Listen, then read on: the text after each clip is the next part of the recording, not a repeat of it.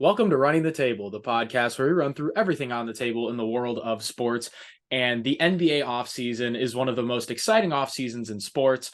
And it got just a little bit better because this year's batch of free agents, some of them have signed, some of them haven't, but teams have made various moves. And we're going to break down what the major players have done thus far.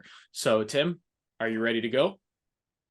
Hey, we're pretty close into it now, but a lot has happened so far. So we're gonna run through it all. Let's run it. Yeah, a lot has happened in a really short time. And we're going to start with the biggest guys that got the biggest paydays. LaMelo Ball and Tyrese Halliburton both got max extensions, 5 years, $260 million. So they got paid accordingly. Both of those teams bring back their superstars, especially me being a Pacers fan. I'm really happy about that. More on that later. The other half of that Halliburton trade, Domantas Sabonis got paid by the Kings, 5 years, $217 million. Not a max. He could have gotten more, but still quite the payday.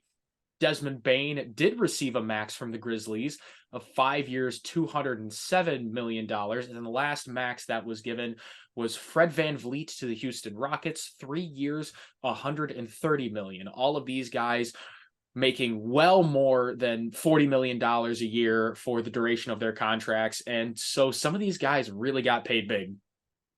Yeah, and I in general, I would say I think all of them deserve it. Fred VanVleet has done some great things for the Raptors before he, has made his free agent signing. Desmond Bane is definitely a he's not a household name by any means, but he is a Mm-mm. quiet star in terms of what he does and what he does well. He was a big part for that Grizzlies team. And obviously you talk about Sabonis and Halliburton. We've talked about how that was, a win-win trade. Both of those guys have been playing very, very well, and they're very deserving of their contracts. Mm-hmm. And then of course LaMelo Ball, Hornets, they obviously didn't play that well last season, but it wasn't because of LaMelo Ball. LaMelo Ball has played well, and he's emerged into obviously being a very, very solid player when he's healthy and out there. And they definitely needed to try to hold on to him as much as possible to try to improve. So all of those guys very deserving. It's good to see a lot of those guys get their contracts. And for guys like Fred VanVleet, find a new home and see if you can flourish there. Yeah, I think it's just noteworthy for me to list these guys just because we see how the contracts increase year to year. That is the most Yeah, fascinating part for me. it's only going to keep getting Because, bigger. yeah, if you think about it in that scope, the Pacers paid Tyrese Halliburton $52 million a year as a max. Well deserved, but that's a lot of dough. It kind of Mm-hmm. it sets the table, so to speak, for the next Yeah. batch of free agents and kind of just puts everything back into perspective. Yeah, we look at this, every year, every couple of years as contracts start to get bigger. Every time this kind of stuff happens, it sets the standard. So you see it in the NFL with some of the max contracts that they get, new highest paid quarterback, that type of thing. Well, same thing goes here for the NBA, where these max extensions and the type of yearly money they get, it now sets the new standard for when new other players that are considered even more high caliber or more deserving of those max contracts. It sets a new standard of essentially what needs to be topped to meet a guy's value, which it's crazy in my mind for all these professional sports. It's getting to sort of a almost unfathomable amount of money on a yearly basis and the totality of these contracts. But that's an Yeah. entirely different conversation on its own. Yeah, and that's not what we're here to talk about. We're here to summarize what the heck happened, and we're going to get into some of these teams and what they ended up doing, starting with the Phoenix Suns. We had talked about their cap situation at length, and they somehow made a lot of moves. And Somehow, yes. Somehow is the right word to describe that, because I don't yeah, really know how. yeah, it's the operative word because the four contracts of Booker, Beal, Durant, and Ayton were worth almost as much as the second rung of the luxury tax, and they needed players to fill out their roster. Yeah, they barely had more So than their starting lineup. exactly. So it's interesting when you see them swing deals for guys like Eric Gordon, who will play a big part off the bench. I think They that was a all, huge signing for them oh, in of terms of the course. money that you pay for a guy like Gordon. From what I've heard, is that he took less money from other places to, have this opportunity to play with the Suns. And to me, it kind of does make sense. I don't know. I'm pretty sure he's in, his young to middle 30s, maybe. Pretty sure he's been in the league for quite a bit now. He's He's in the obviously not later getting any stages of younger. his career.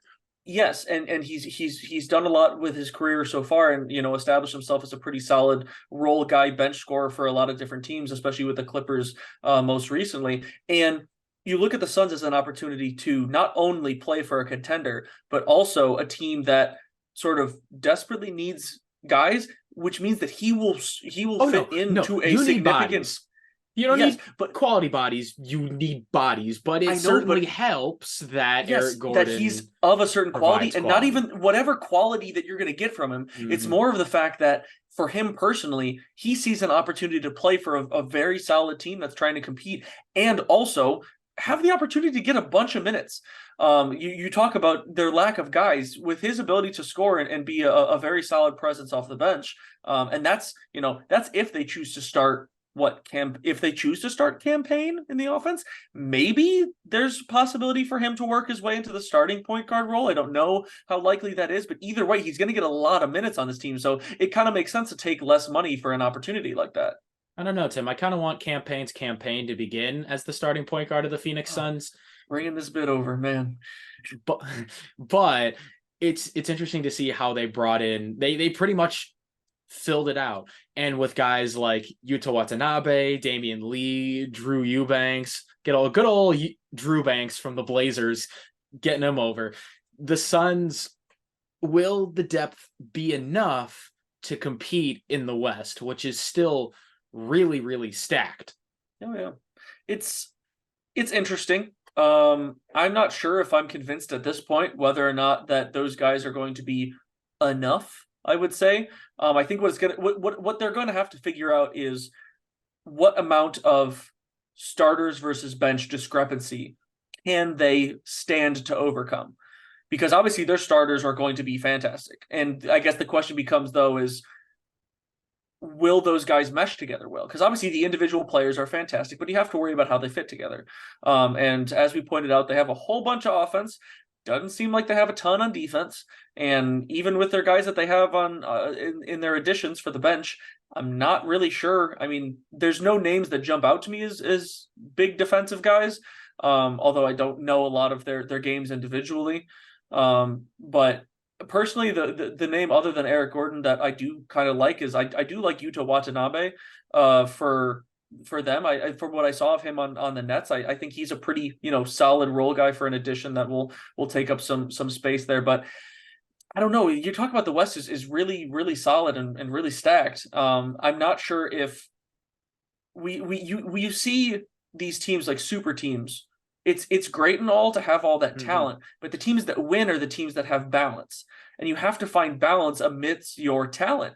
And teams like the Nuggets and teams like the Heat, and even talk about teams like the Celtics who are, there and almost there. They have, great talent at the very top, but they also have such important key role guys all the way around that are what make that team win again and again when it matters the most. You're not going to be able to get, 20 plus points per game out of all your superstars there. So I don't know. It's interesting, but they've certainly found a way to make their new look lineup work for Ish. now with the limitations they had, with the money to sign people. So work is a very loose term. Yeah, it's a lot of wait and see type thing. The Suns make their push for a championship, but a team that is going in the exact opposite direction is the Portland Trail Blazers. They're a Ouch. mess, and it seems like Yeah. everything's just kind of imploding in on them. But they're not really doing anything as an organization to stop the bleeding. You draft Scoot, you don't really do much around Dame. So Damian Yeah. Lillard requests a trade, and then the fans light him on fire metaphorically. See, some of them did, some of them didn't. And obviously you're going to get a lot of. I don't know if this is what I would consider to be a case of like a vocal minority, but obviously when you talk about social media posts, most of the people who comment are going to be the people that Well, have a yeah, real strong opinion, are going to be people that have the yeah, outrage. the There angry are a voices lot are of going to be the loudest. Yes, but there are a lot of Portland fans that are like, yeah, we appreciate everything you did, but some of them, it's kind of a combination of frustration with the situation and with the team, and they're kind of taking it out on Yeah, Dame for leaving. It's not I warranted because he gave them every opportunity. I'm not sure the signing of, sorry, I get, do we call it the re-signing of Jeremy Grant? Because he was there uh, before, it and now he's well, coming back on a bigger deal. yeah, a bigger deal is the way. Their marquee free agent signing, and I think their only free agent signing, was Jeremy Grant. As I've heard, that's as much as I've heard of so far. 5 years, $160 million. I mean, he's improved. He has significantly improved. I don't know if he's worth that much, and I Uh, don't know if. for over So $30 million a year? yes. So here's what's Really? interesting to me. Here's what's interesting to me. Okay. The one thing that kind of pops in my head is like, did they inflate the price and signing of Jeremy Grant as trying to have like a bargaining point where it's like, hey, we signed Jeremy Grant for this big contract. Clearly he's worth something. Dame, you should stay. We're making big moves. Clearly Dame had nothing. It wanted nothing to do with that. Well, Because I'm Damian pretty sure Lillard is that a tad announcement bit came out. smarter than that. Well, that trade request announcement came out less than a day after Yeah. that signing was announced. So it's clearly something changed between the time frame of hearing Dame had a conversation with Portland and he wants to see how free agent signing happens, and they'll kind of go from there to them making one signing and saying, nope, I'm out and requesting a trade. Something changed there. And I'm assuming that he wasn't all that pleased with the signing of Jeremy Grant and the Yes, fact that so something many other changed. guys, well, and so They many signed other Jeremy guys went Grant. off That's the what changed. well, and it's also so many other guys went off the board in terms of potential marquee free agents that they could have gone after. That I'm sure Dame had some opinion of who he might have wanted the Trailblazers to go after. But yeah, he's looking for places. The Trailblazers are apparently looking for a big asking price. Coming back from Yeah. it, that some of those details have come out today. I'm not sure what they'll look at, but the Heat is Damian's Damian. Oh, that sounds weird. Calling him Damian and not Dame. Well, that is his name, I Tim. know, but if you refer to first name, so in terms of Dame's, opinion, Because he God forbid wants, we call him his God-given name, Damian. but it's Dame time. It's not Damian time. You know how weird that's. It's Damian time. It's Damian Tamian. Of course it is. um, Anyway, but no. potential So destinations. yes, The Heat being the big one. he's looking he at least prefers the Heat, and it seems like that's going to be the one that gets the most traction first. But the Trailblazers have made it clear that they're going to be looking past the Heat if the Heat can't provide a sort of, I think the wording was a star return for them, because it'll be interesting to see what the Heat are willing to give up in terms of players as Mhm. opposed to just giving up a lot of assets. Because with the Heat already losing Gabe Vincent and Max Strus, you're starting to limit some of the guys that I would say are logical pieces for them to try to part with. So it'll be interesting. I would love to see Dame on the Heat. I think it'd be That'd great. be I think it'd cool. be a great matchup Of course. with him and Jimmy Butler and the rest of the guys there, especially him working with Eric Spoelstra. But it's whether or not the Heat are going to be able to put up a good enough offer for the Trailblazers to be willing to take it, because as you mentioned, they're in full rebuild mode now. They want stars, they want young stars, and they want a lot of assets. So we'll see what teams are willing to give up, but he's going somewhere. Yeah. And with the Heat, the main piece that I've heard kind of being thrown around in return is Tyler Hero, which of course And that's what makes is sense. an awesome asset for any team to return. But do the ends in acquiring a guy like Damian Lillard justify giving up that much capital in terms of player and capital in terms of drafts, which, like you said, they got a little bit thinner in free Mm. agency. They were lucky to have Max Strus as a sign and trade, but they didn't really receive anything of that much significance. What Not I really. what I I was pivot kind of to surprised. I thought they were going to get a little bit more. I mean, obviously he showed a decent amount of inconsistency, but he's still better a pretty solid guy. better a sign and trade than just like letting him go for Oh, nothing. absolutely. Yeah. So no, but what I've heard a pivot to instead of the Heat, Boston with guys like Jason Tatum sort of recruiting him there, and that would Yeah. be an interesting pairing. And the reason why Boston suddenly sounds more feasible is because they've managed to have just more capital, period, whether it be players and movable assets or draft capital. They have more in totality than the Miami Heat do. So if there is an offer that the Blazers are closing in on with Miami and Boston wants to kind of swoop in, they can Mhm. very easily top whatever deal the Heat want to give them. So then the cat and mouse between those Eastern Conference rivals kind of starts. I've also Yeah. heard some other like minor rumblings like, oh, like a sign and trade with James Harden in the Sixers, although I don't know how interesting that would be. I've heard I'm not sure how much the Trailblazers would go for that because as talented as James Harden is, they seem to be pretty much embracing like full rebuild stuff. James Harden, he's not young either. well, you can always flip James Harden for more, as Yeah, we saw no, earlier in the that's offseason. But we're just speaking in hypotheticals. I've also seen like a rumor to the Nets, but I think those Heat and Celtics rumblings have the most weight to them. Whether yeah. another team in the East is going to come in and swoop, I highly doubt that the Blazers will deal Damian Lillard to a team in the West. That seems kind of Yeah. counterintuitive for what they want to do. No, they're definitely going to try to avoid that at all costs, and obviously there will be teams in the East that are willing to make deals. So the I one thing that mean, I wonder interests if me they'll take though, Andrew Nemhard and Buddy Hield. yeah, no, something tells me that's not going to be enough. But on that kind of topic though, you talk about the Celtics and their overall Damian like Lillard, higher you are a capital. Pacer. In terms of the In Celtics my and their dreams, overall maybe. like higher capital, Mhm. what guys would Boston really be willing to part with though that would be enough for because you're definitely not going to try to move either And Tatum or Jaylen Brown. You've already now lost Marcus Smart as a piece to deal. They're not going to trade Tingus Pingus again. Although if Tingus Pingus ended up with the Trailblazers after we predicted in the we first would have place, called that it would be hilarious. But I don't think that they trade for him just retrading to for move. Tingus Pingus.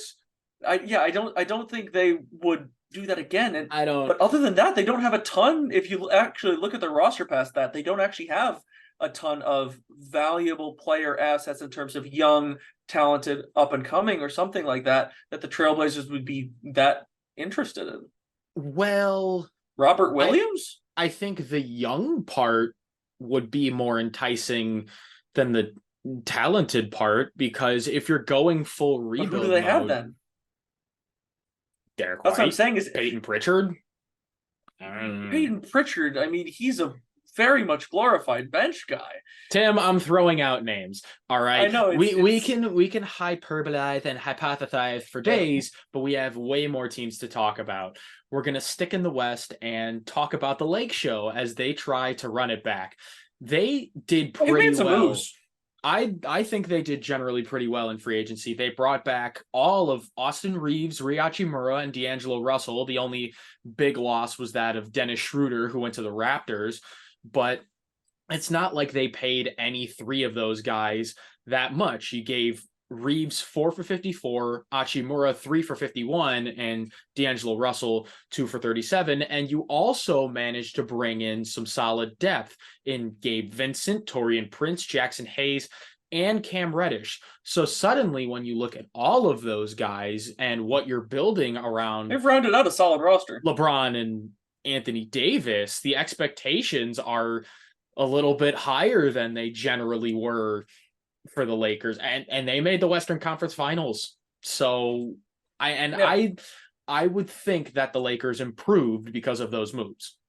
Oh, I completely agree. They 100% improved with, I mean, let's just say Austin Reeves, absolutely, in my opinion, Needed to bring him deserving of back. that money. Yes, they needed to bring him back. He was a great piece for them down the stretch. He's only continued to get more comfortable and better and better. Rui Hachimura, after that deadline deal, has turned out to be very, very solid for them, especially in the postseason. He did a great job of, expanding his game, expanding his role. So bringing him back is important. D'Angelo Russell, let's just say they've made it clear that they're going to try to move forward with him as a potential option. I mean, obviously I his think it's kind inconsistency of a was there. discount. Yes, It's but yeah, I think that essentially with his inconsistency that allowed them to essentially his market was just a little bit lower. But his ability is still there. but that's okay.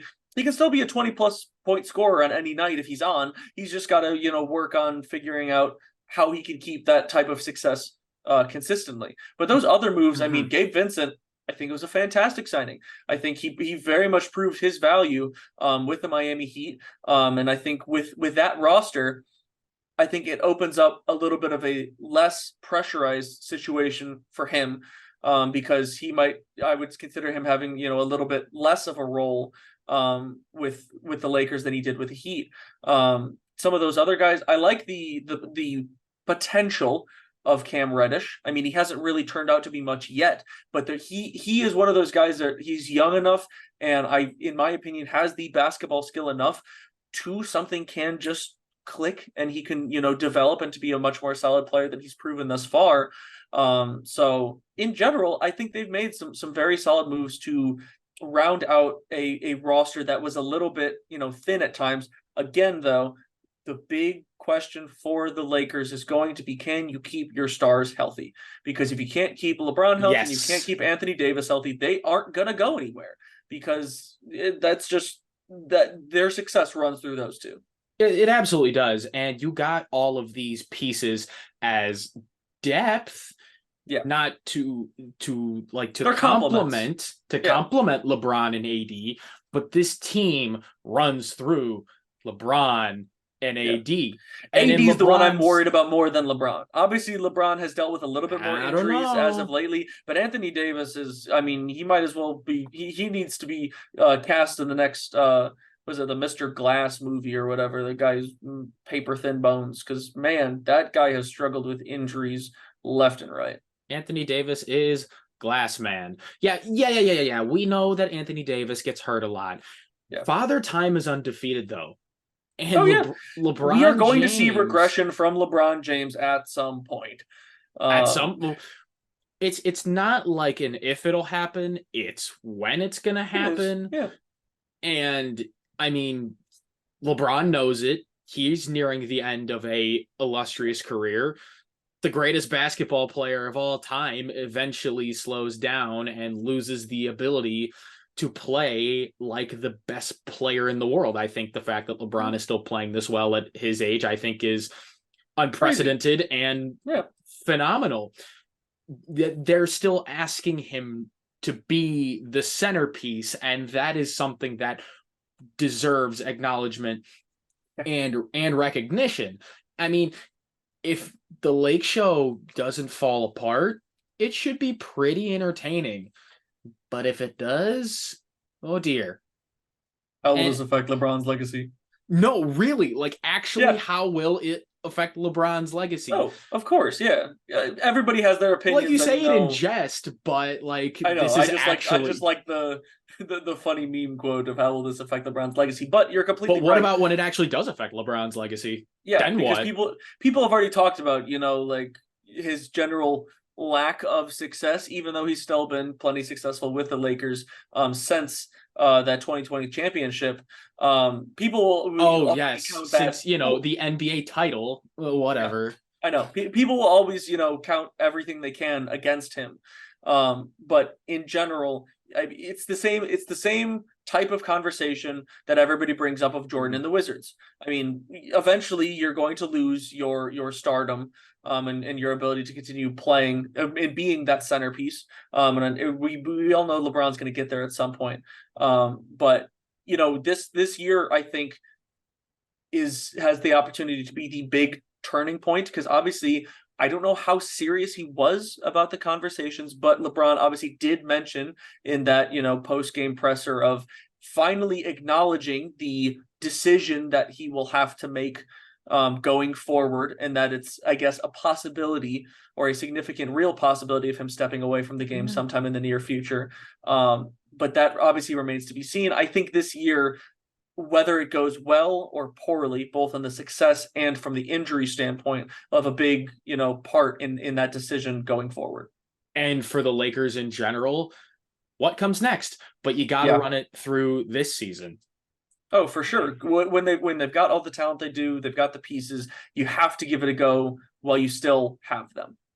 In other NBA free agency news, the Houston Rockets have had a complete overhaul of their roster. Yeah, no They're going to kidding. look a lot different than they did last year, for better or for worse. We mentioned Fred VanVleet, that signing. He looks to be the guy, the star, the centerpiece, the new face of the Rockets. They also brought in Jock Landale, 4 years, $32 million. But when we say for better or for worse, we talk about Dillon Brooks. And He's in Houston now. it's not just Dillon Brooks, but the fact that Dillon Brooks got signed for 4 years, $80 million, $20 million a year for Dillon Brooks. And what does that mean for the Rockets? I mean, it means that they believe in his in not only his defensive ability, it means they believe in his offensive ability. Because you don't sign a guy for $20 million a year to, well, I guess unless you're Draymond Green. Other than that, you don't really sign a guy for that much money on a yearly basis to just be a defensive trash talker. Because That's true. That's kind of what Dillon Brooks was for the better half of this past year, or really even just the second half of the season. I think it'll be interesting. I in general, he brings a bit more of a veteran. It's the thing don't know if I'd call it veteran leadership. I don't know how much I would like him as a team leader. A veteran presence, nonetheless, that's for sure, to a very He's young there. Rockets team. He is. And I'm guessing they're banking on the fact that he will get back to his better shooting, better scoring ways in a new environment, which I don't necessarily blame them for. But I also think that given the struggles, that's more of an opportunity to sign him at a bit of a lower deal, unless his market was bigger than I thought it was in terms of teams that were looking to sign him. But I don't know if I don't disagree with signing Dillon Brooks. I take slight issue with 20 mil a year and just the 4 years, 80 million total. That's just not Yeah. what I'm And that sure about. that's kind of where like the eyebrows go up, because it's like if the Rockets sign Dillon Brooks by itself is not an No, issue. Like that's not that crazy. It's there's not like he absolutely doesn't nothing wrong belong with in that. the league. Oh no, he's like, there was the jokes about get ready to learn Chinese, buddy. Like, and as funny as the memes were and like Yeah, you clowning knew he's him gonna go was, somewhere. Yeah. yeah, he was going to end up somewhere where he was wanted. For $20 million a year, though, I'm not sure if many people expected that one. Yeah. But you're absolutely right. The Rockets are banking on Dillon Brooks to be more of a complete player, because we know what he brings intangibly. We know he's going to be an excellent defender, both on and off the ball. He's going to be a pest, and he's going to get in people's heads. A And pest is definitely one way of putting it. well, having a Whether Dillon, whether he'll be a pest to just the other team or to his own team, that's going to be the question that gets only answered in due time.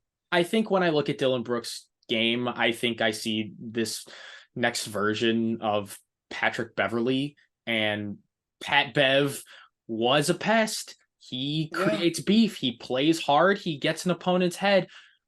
But Pat Bev was never signed for $20 million a year. That's the difference. And he just did, in fact, get signed by the 76ers. I believe it was today, actually. But it was close to a vet minimum, if I'm not mistaken. Mm-hmm. And yes, I completely agree. For the Rockets themselves, I think they could certainly use a presence like that in general. The defense definitely is a need.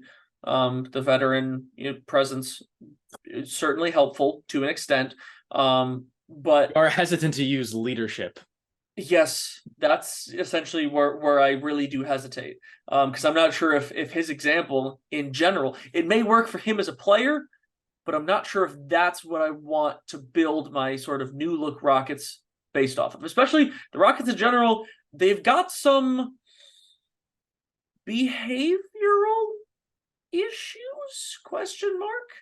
Namely, I'm not sure how much you've heard about a recent video that may have surfaced on Twitter. You We're know not going to what? go into No, detail with we're not it, doing but that. in No, general, but here's what I'm saying though is you have Ime Udoka at the helm. behavioral issues.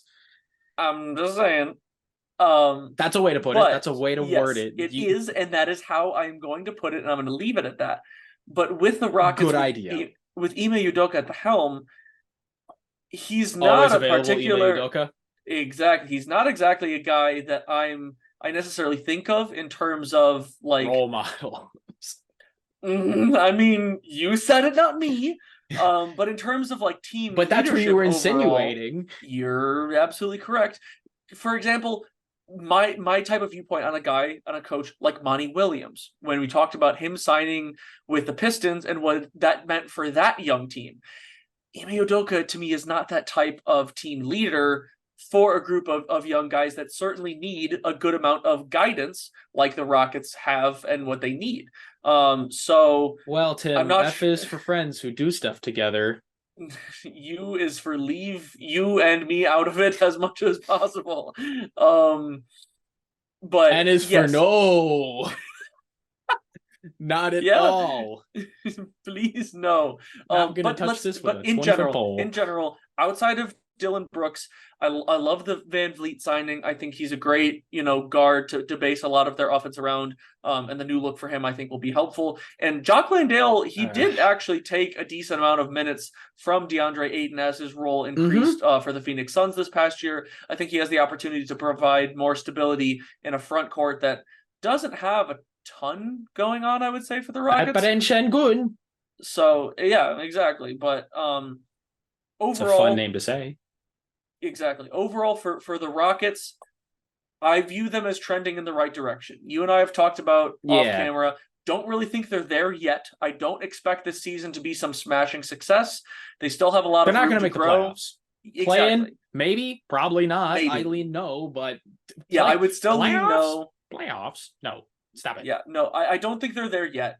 They've still got too many young guys that need room to grow, need time to grow.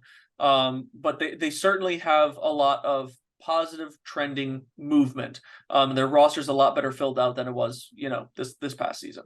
Yeah, I completely agree. Stay the course.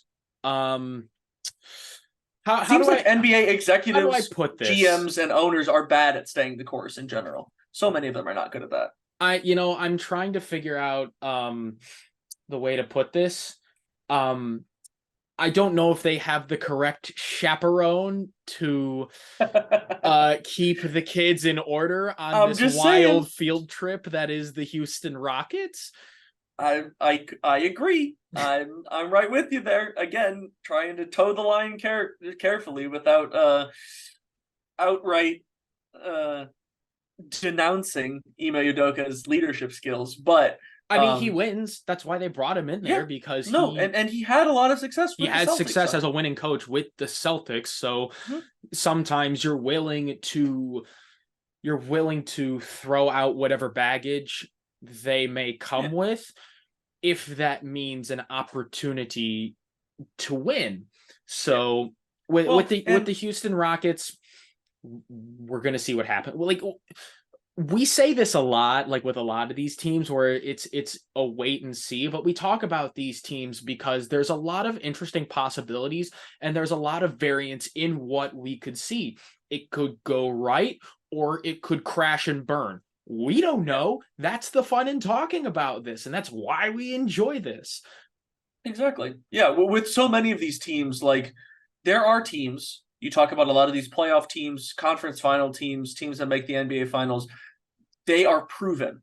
They are there. That the success that is going to be the expectation for them. But so many of these other teams that are, especially teams that have high draft picks, teams that are making significant moves. The reason that it's interesting to talk about them almost more so than others is because of the unproven nature, and that's where sports analysis. That's the word. Sports English analysis. Yes. The reason why that is so, intriguing in general is because you're trying to predict the unpredictable. Yes, and it's why you get so many, bad takes, and it's fun. I know JJ Yeah. Redick just in a little Oh, God bless segment of his JJ own, Redick going for through all doing the that. bad And he takes included for the himself. NBA. He did. And He quoted himself for and sure. we have our fair share, but we have one more thing to talk about. We're gonna move off Indeed. of essentially the NBA's version of the Magic School Bus, and we're gonna talk about my Indiana Pacers, and to like a lesser extent for like 3 seconds, Tim, your Chicago Bulls, because they really did. Woo. That is the story of the Bulls right now, doing absolutely nothing.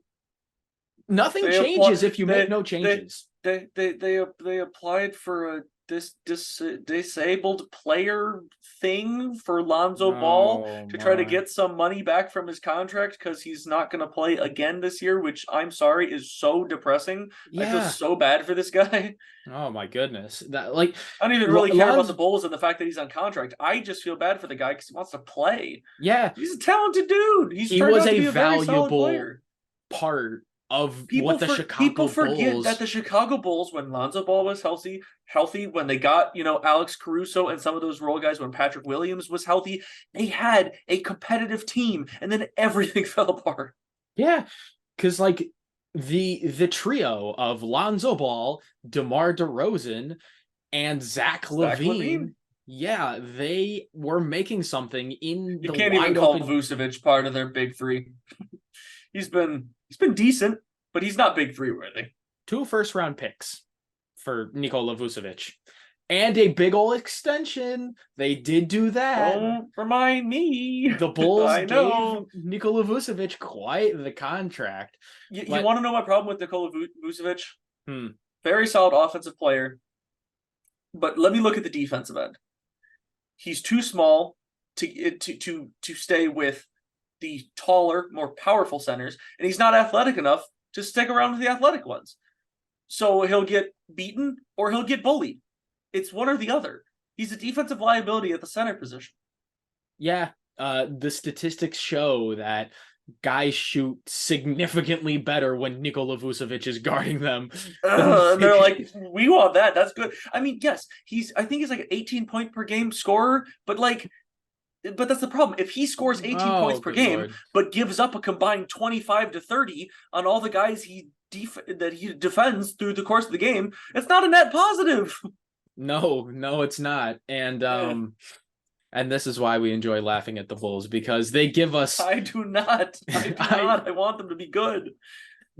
Tim, that that's not going to happen this year. It's not going to happen for the next like 3 because they're about ready to move on from LaVine. And Vucevic really ain't going to get him much anywhere. DeMar DeRozan, we're not going to see much more than the next couple of years out of him, probably. Well, DeMar DeRozan and Nikola Vucevic are both old, and that's what I'm saying. Zach LaVine is like they're probably going to have. We're on the very edge of going through another rebuild. Yeah, the Bulls might as well just blow it up. Like, that's what I thought before we signed Vucevic. Do the Bulls think they're going to compete? That's what I'm confused at. With Lonzo Ball out, with DeMar DeRozan and Zach LaVine, playing how they are, and Vucevic being, the decent scorer. But other than that, okay, I like, Patrick Williams coming back. That'll be great for them. He was a very, very solid player when he was healthy and playing. I think he will be a solid role player. I would like to see, Alex Caruso get back. That's hilarious to say about Patrick Williams, because he wasn't the 4th overall pick. Was he? Was he picked that high? I'm pretty sure. Am I an NBA casual in that? I'm pretty sure that Patrick Williams, the Bulls, to find out, spent major draft capital on him. So for you to say he's going to be a solid role player, holy shoot, he was, is hilarious. He was the 4th overall. Why did I not remember him getting picked that high? I remember him getting picked that high and thinking, what in the world are the Chicago Bulls doing? Let's be fair. It was the 2020 NBA draft. I was not paying that close attention to the NBA during COVID. So, well, not like the Bulls gave you much to pay attention to. No, you're right. But in general, I don't know what the Bulls really think they're doing. I guess we'll see. But again, I envision a very similar season to this past season. You are decent. You win, you beat a lot of the teams you should beat, but you can't beat any of the contenders, and they fall right around the play-in again, and they probably lose in the play-in, and they don't make the actual playoffs. It's the same song and dance year in and year out. Well, Tim, looking at that division of Milwaukee, Detroit, Indiana, Cleveland, Chicago's probably the worst team in that division. Dead last. I think they're, because Detroit has passed them. Indiana for sure has passed them. Let's just say asterisk, Detroit should pass them. I'm not quite sure we can say, based on everything we've already been through, whether or not they're truly past the Bulls yet. Well, you know what? That's fair. Given their trajectory, they should be past them. Yeah, no. The Cavaliers should is the operative. Cavaliers, yes. Bucks, yes. Pacers, they again, also should be. But then again, with Detroit, anything can happen with Hobo Cade Cunningham. But let's he looks he looks interesting. This is his third year in the NBA? Yeah, okay. Let's talk about the Indiana Pacers. Yes, because they've made the much more interesting offseason. They're doing stuff. Yeah, they have. I have a team that I'm rooting for that are like buying I have a team. No, but they're like actually doing stuff to get better. Do you know how rare that is? Why did my brain associate I have a team to your version of MLK's I have a dream? I have a team. An absolutely atrocious comparison, but that's where my brain went. Can we talk about the Pacers, please, without referencing? I'm sorry. Without referencing. Yes, please go on. The Pacers have made some very fun moves that are very exciting to look at. Look at this. We switched from the Bulls to the Pacers, and we're having more fun already. That should tell you everything you need to know. It really doesn't take much. Oh, okay. So we gave Tyrese Halliburton the max deal, which is something that absolutely needed to happen. We need to keep him a Pacer for life. I don't care that it cost us Sabonis. Totally worth it. We do it again.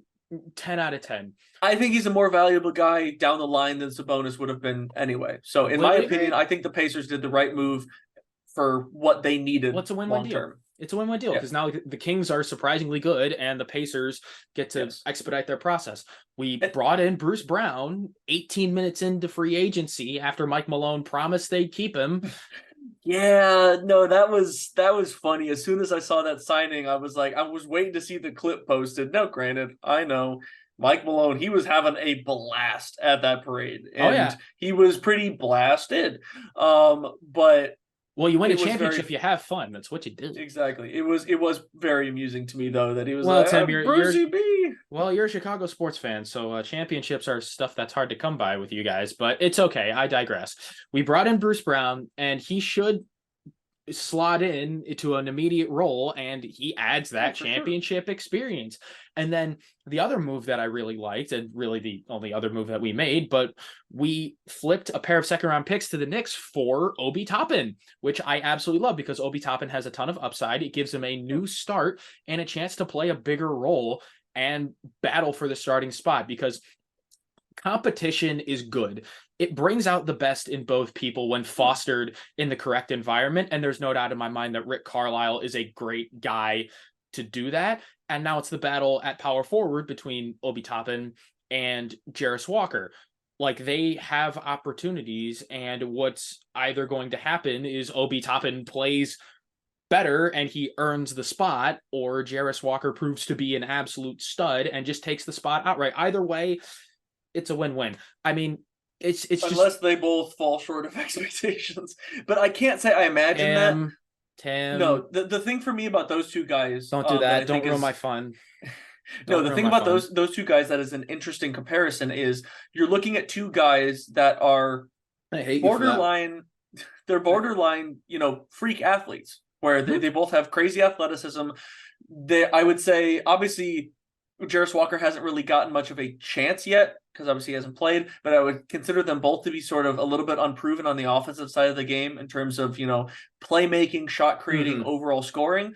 But, iron sharpens iron. They're both guys that are going to be able to push each other to expand their games, not only get better at what they already do well, but expand their games like we've seen so many guys do. Guy that comes to mind is Aaron Gordon. We talked about the way he expanded his game and proved himself to be. He just needed a new opportunity. Yeah, that's that much more valuable on the offensive end. That's what I would like to see out of, either the type of player that Jarris Walker could turn himself into, or the type of, transformation that Obi Toppin could try to put himself through to make himself a more valuable guy on the offensive side of the ball. We already know that both Obi Toppin and Jarris Walker are going to be fantastic guys to live above the rim. But you would like them to be, more than that. So no, I very much think that those guys will have the opportunity and have the ability to transform themselves into very solid, either starting players or just everyday players in general. But I have to play the devil's advocate of, what if everything goes wrong? Well, Tim, I typical, can't let the but Pacers have too many fun. Too many fun. Oh my gosh, brain. Can't let the Pacers have too many fun. well, you know what? I am having a lot of many fun with what the Pacers could be, but that's all we got for this very interesting and chaotic episode of Running the Table. Talking NBA free agency is just like the offseason, It's a wild ride. ton of fun. But we've talked a lot of NBA on this new format of longer episodes. We're available on YouTube, Spotify, Apple Podcasts, and all of the podcast platforms. So if you want more from us, we have a ton of stuff for you to watch. And until next time, we out.